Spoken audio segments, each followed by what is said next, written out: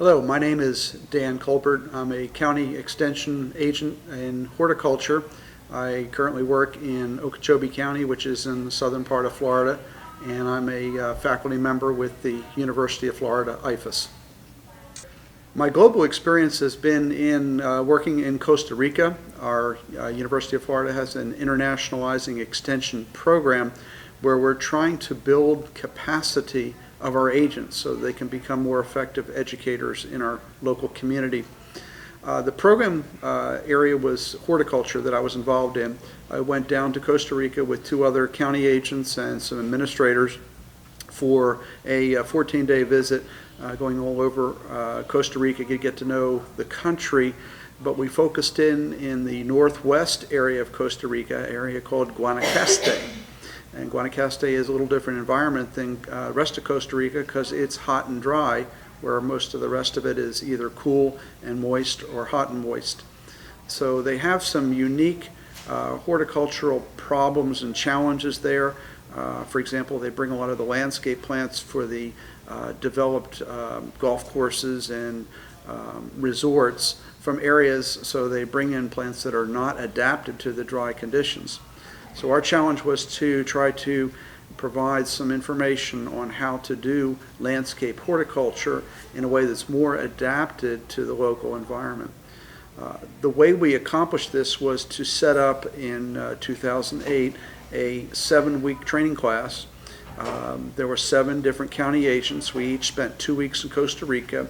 We flew down, had a week to prepare, and then joined one of our other agents in teaching a lesson, and then we left after that second week. We had about 50 students from Costa Rica in 2 different classes that we taught, and we did have some increase in knowledge that we were able to establish as a result of the program. From a personal standpoint, I was able to kind of change some of my perspectives on how I'm an educator. I think one of the things that I can kind of relate to now is, extension spends a lot of time doing planning, but no matter what, the best laid plans sometimes don't work out quite right. Plans were to have translators available, and the translator at the last minute had to back out, so we had to scramble for us to find another translator. So if you have a plan A, also have a plan B. And that translates almost on a daily basis in the extension work that I do in South Florida.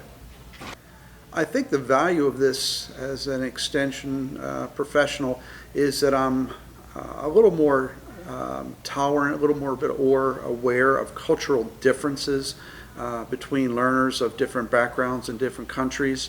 I'm a lot more likely to assist a Hispanic that comes in the door that looks like they have questions, spend a lot more time, have a lot more patience trying to get to the meat of their question, to provide resources and find the right person there, more so than I used to be.